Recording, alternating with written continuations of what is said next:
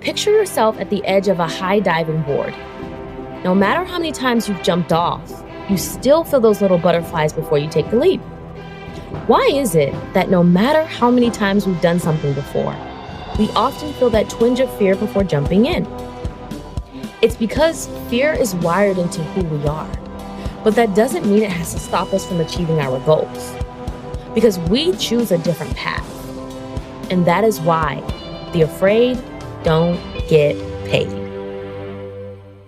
In order to understand presuppositions, you're going to have to understand the difference between emotional and logical thinking, what people's values are, what people's worldviews are, and how this makes up their presuppositions. And so let's get started with this whole ideal of a worldview. A worldview is really just that, how people view the world, right? Their perspective of the world. And everyone has one of these, right? It's essentially a subjective interpretation of how the world operates. And we build this worldview based on our core presuppositions, right?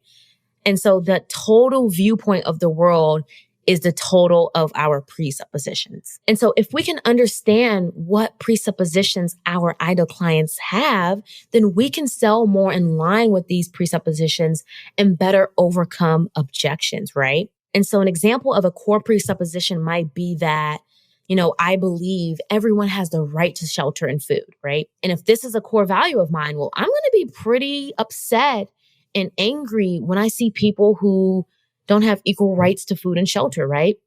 And maybe if I have it in my power to change someone's life, I'm going to offer them food and shelter.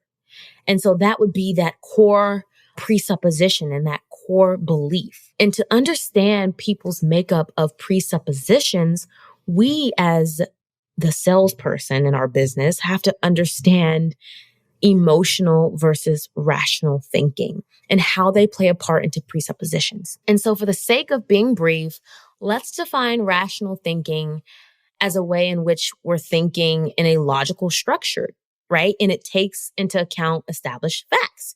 Whereas emotional thinking is a cognitive process where we often rely on our emotions to interpret things. And when we rely on these emotions as rational thoughts, sometimes we can try to prove that something is true when it might not be the case, right? That's the whole idea of the saying facts versus feelings. Oftentimes we might say something that is coming from an emotional place, which relies on our feelings, as opposed to facts. And so our ideal clients are doing this all the time. And it's not because they're bad or doing anything wrong, but this is just how humans are. And so if you can understand when people are being more emotional versus rational, you're going to be able to understand values, ideas, and the makeup of presuppositions. So let's take this a little further, because presuppositions are going to be our ideas combined with our emotions, right? Which is in the total world view. And so when we define what a core value is, we hear people talking about this all the time. It's merely a combination of our ideals and our emotions, and these form the presuppositions. So here's an example of an ideal and an emotion that an ideal client might present to you during the sales process. Maybe they say, well, money makes you successful, and because of it, people get further in life. Okay, that's the idea. And then they say, and I don't feel successful because I don't have enough money. Well, what can we discern from that? The core presupposition is that the ideal client feels that they cannot get further in life because they don't have enough money. And because of that, that is why they are failing, right? And so imagine if your ideal client has that belief, right? And you're trying to sell a program that helps them to become more successful and make money. Well, they're likely to be a bit skeptical because of their presupposition, the idea that money makes you more successful and people get further, and then the emotion, well, I'm not successful because I don't have enough money, right? And so oftentimes during the sales process, people don't understand what their ideal client's core presuppositions are. Therefore, they're trying to sell the thing and talk about the bells and whistles, the modules, the testimonials even, but the ideal client still isn't bought in. And it's not because you're bad at selling, really. It's because you haven't been able to discern the core presuppositions. So I know you're wondering, well, Candace, how do you identify someone's presupposition, right? Well, again, we must learn to become more observant and listen on a more profound level to what your idol clients are saying, right? And so this is why I always say, listen, then respond. You must be able to identify what your ideal clients are saying and discern if they're saying something from a logical perspective, which will be measurable, right? Like you can measure that data, obvious facts, or more emotional thinking, right? But here's the truth. Most prospects talk about their presuppositions as a core value or deep-seated belief. And so some key ways to understand, oh, is this a presupposition? If you hear a prospect saying, well, I believe and I think and I feel, they might even say, I value ... It's likely that those are their presuppositions, which is their worldview, their makeup of how they see the world.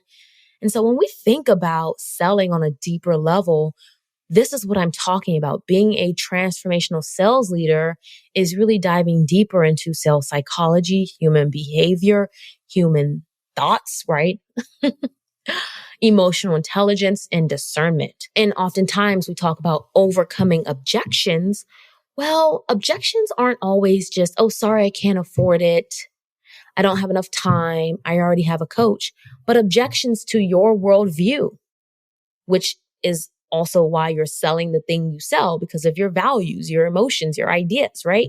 And so they're objecting something much larger than even really potentially the conversation you're having. And so this is why it's important to understand how your ideal clients view the world, because through that lens is going to likely be how they view themselves, and how they view themselves will help you tell how they think they can get results, when they can get results.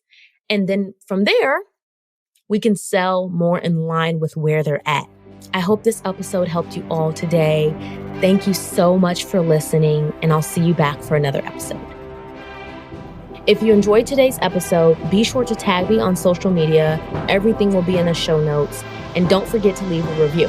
And when you're ready, go ahead and visit me at www.candacechatman.com/workwithme to learn more about my private one-on-one mentorship, where I teach coaches how to make selling more effective, efficient, and fun.